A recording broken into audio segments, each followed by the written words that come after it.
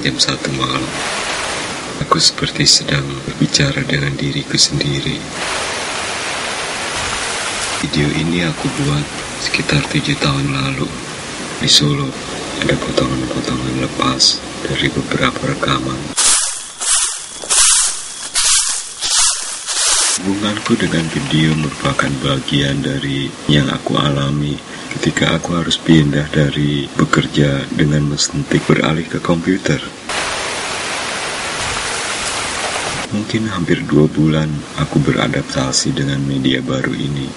Komputer membuatku seperti harus menulis dengan cahaya. Bagaimana aku bisa menulis dengan cahaya?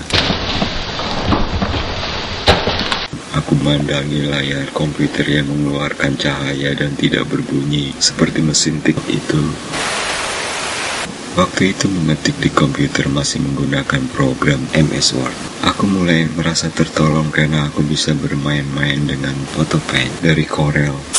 Aku bermain-main dengan image-image visual dan itu yang membuatku mulai bisa beradaptasi dengan komputer. Mengcropping, zoom out, zoom in, mendelete, menyembunyikan, mengubah, memindahkan, sesuatu dipecah menjadi beberapa layer. Semua ini menjadi wacana baru untukku. Hanya bau yang tidak bisa diciptakan komputer. Kalau Hegel melihat ada semacam hierarki dalam estetika, dari patung sampai puisi misalnya, sebagai konsekuensi dari cara Hegel mempraktikkan dialektika. Media komputer atau media digital seperti melelehkan piramida dialektika seperti ini. Ada yang mondar-mandir di antara sesuatu yang terjadi dan sesuatu yang sudah terjadi. Ketika aku melangkah, mungkin diawali dengan kaki kananku atau kaki kiriku, tapi ketika perjalanan telah dilakukan, melangkah terus berlangsung, aku tidak lagi melihat mana yang lebih dulu antara kaki kananku dengan kaki kiriku. Keduanya berada dalam satu keberlanjutan. Seperti napas, bahwa napas yang pertama tidak untuk meniadakan napas sebelumnya, tapi saling berlanjut.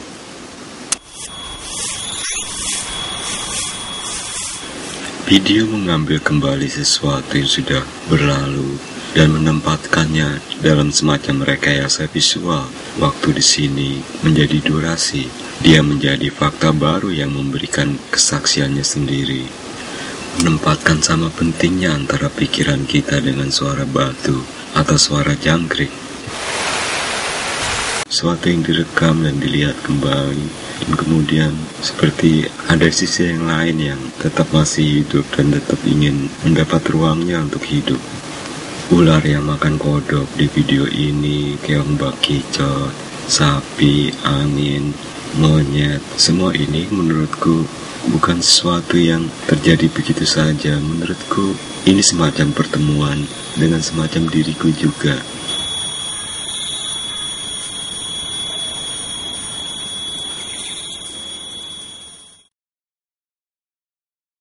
Ular itu berusaha memakan kodok itu.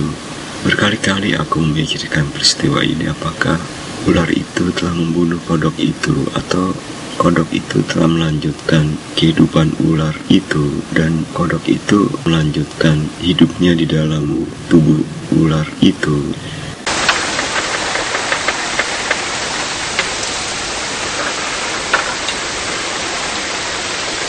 Makhluk yang hidup dari, bersama, dan di dalam makhluk lain adalah lembaga hidup, mekanisme, bukan perang atau pertarungan.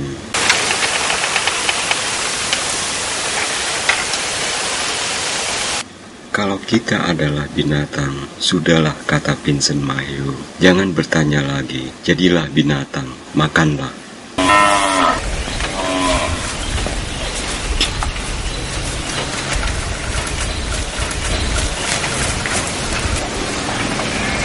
Pengalamanku di hutan bambu itu menjadi semacam meditasi untuk merasakan diri yang terbagi, diri yang majemuk, membelah diri untuk melihat yang lain.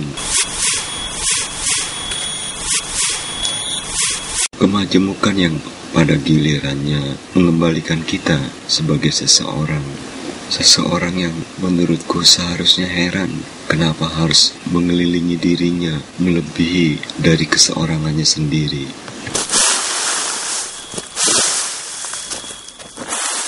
Ini jadi semacam inti dari mata kamera yang membebaskan kita dari semacam doktrin atas, doktrin bawah, atau doktrin samping. Video meninggalkan budaya cermin di toko pembuat bingkai, bahwa mata yang melihat bukanlah mata yang menentukan, lebih sebagai mata yang terlibat bersama yang dilihat. Kita cenderung meniadakan diri yang terbagi itu karena sejak awal kita sudah diberikan doktrin bahwa manusia yang berbeda dengan yang lain, berbeda dengan setan, dengan malaikat. Ketika manusia dibedakan seperti ini, aku merasa manusia justru menjadi makhluk yang asing dan konyol, merepotkan dengan perbedaan yang dibuatnya sendiri.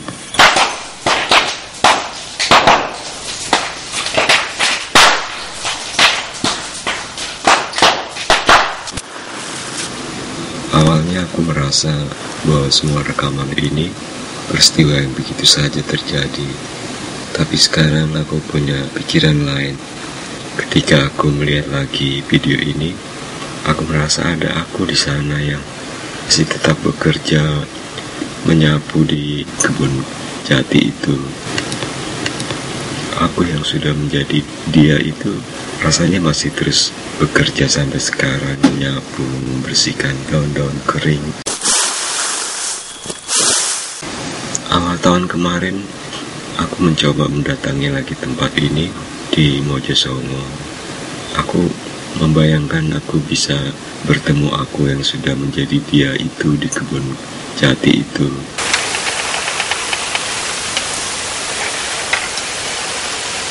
Ternyata tempat itu sudah berubah.